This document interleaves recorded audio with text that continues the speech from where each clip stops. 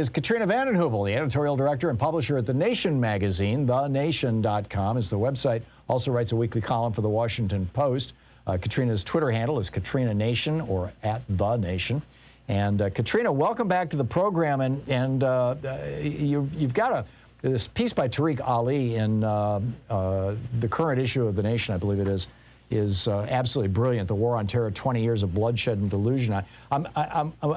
You are such an astute observer of the political scene, not just in the United States, but around the world. I'm wondering your take on this apparent repudiation of stupid, unnecessary, lied us into kinds of wars and long-term occupations that we seem to be backing away from, but maybe not. You know, Tom, you were quoting from my great colleague John Nichols' book on Henry Wallace, The Fight for the Soul of the Democratic Party.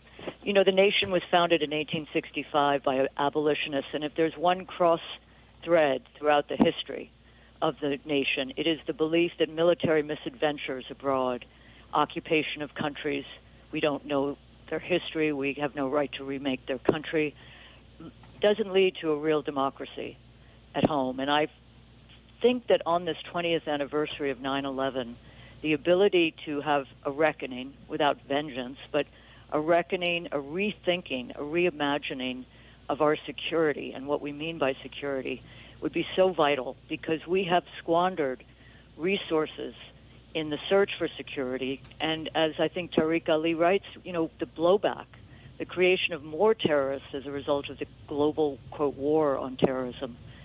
We were at a couple miles from 9/11 on that criminal day, and we watched all day and tore up the magazine. It was tearing up then. And the ability to reconcile one's personal and political beliefs with balancing individual grief and anger at the attacks with a responsibility to be proportional, just, and seek a different outcome than what we engaged in. So I think it's a moment. We'll see. President Biden, I think, was right to leave Afghanistan. I think we should take the military money that we would waste on Afghanistan in this coming time and use it for regional diplomacy, for assistance as best we can. But I think it's a moment, Tom, that we should not squander again. The thing that makes me absolutely crazy about this, Katrina, is that, in 1848, I believe it was, James Polk told us that the Mexicans had attacked us. It was a lie, but it got us the Mexican-American War. In 1896 or 1898, if you know, correct me, but just before the turn of the century, it was McKinley who told us, that we had been attacked. The USS Maine had been blown up in Havana Harbor when, in fact, it had just had a boiler explosion, and that got us into the Spanish-American War that led to a 48-year occupation of the Philippines. Vietnam, Lyndon Johnson. Who was his secretary? No, I mean, I'm thinking, Vietnam is interesting because one of our longtime managing editors was Ernest Groening, who was governor of the Commonwealth of Alaska and then two-term senator. He and Wayne Morse, those were the only two senators who voted, I believe it was 1965, against the Gulf of Tonkin resolution, which was in essence what you are describing in previous incidents of our history. It was a mechanism. It was a lie to get America more involved in the war. And think of Iraq, Tom, how much time you've spent discussing how we, President lied, people died. And I think that is the gravest sin to commit against men and women. This is where I was going with this. What makes me crazy about this is that we're doing all these 20-year anniversary retrospectives, and none of them are looking at how we got into this. I mean, in Afghanistan, for example, the Taliban offered to arrest bin Laden, and George W. Bush was like, "No, I want to have a war." Point one.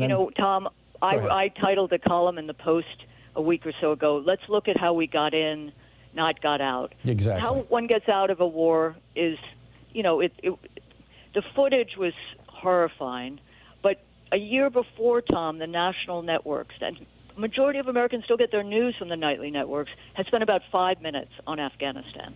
And it just is, I think, media malpractice, as we've talked about. We need to look at how we get into wars to learn. So the ability to exit from Afghanistan, it's, again, a measure, a marker. We have several articles about what continues.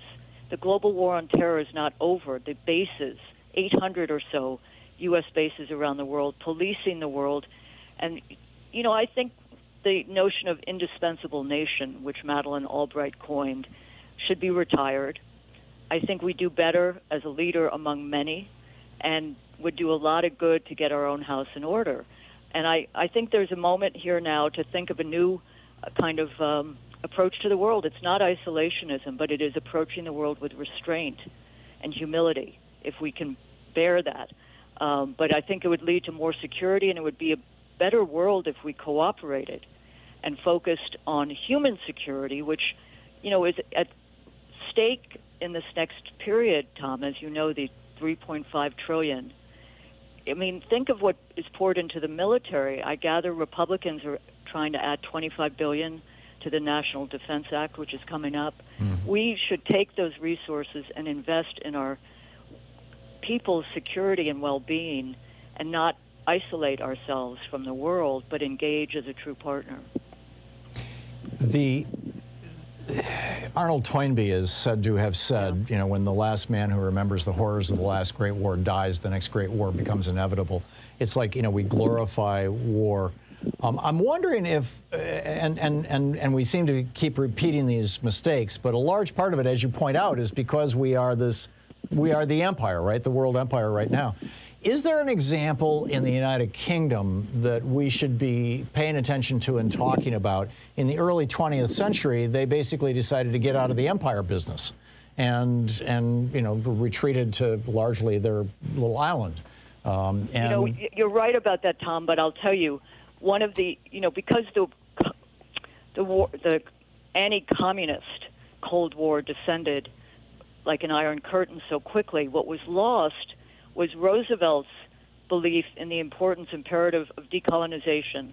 One can be critical, obviously, of certain things, but Churchill was not a decolonizer. So there was a battle then, but I do think there are lessons. The good neighbor policy of Franklin Roosevelt in Central America, South America, was an important one to take a lesson from. And I think the four freedoms, the United Nations, however flawed, these are institutions that have some merit. The UN envoy to Afghanistan and Iraq, Lakhdar Brahimi, former president of Algeria, if we had listened to him, we would not be looking at what the Taliban is doing in Afghanistan right now, and we would have found a way to, I think, organize in a multinational way a different outcome. We have no right to go into countries, it seems to me, and remake their country, but if there's negotiation and diplomacy at the key times, as you noted, we might not be in this place. I'm curious your thoughts on how China's Belt and Road program is this 21st century colonization? Are there positive or negative lessons for us to learn as we are rethinking the whole idea of foreign policy, of our foreign policy here in the United States? It's a very, very important question. First of all, I hope we don't have a new Cold War with China. That seems folly. It won't help people here. It will contribute to military buildup. But the Belt and Road Initiative, I think it's been very extractive. It's worth some reporting on how it resembles colonization.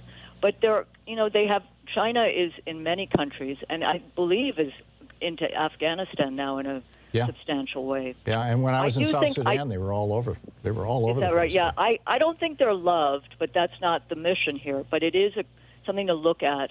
I do think the idea that China and Russia are clinking glasses watching us in Afghanistan is folly, because Afghanistan's on the border.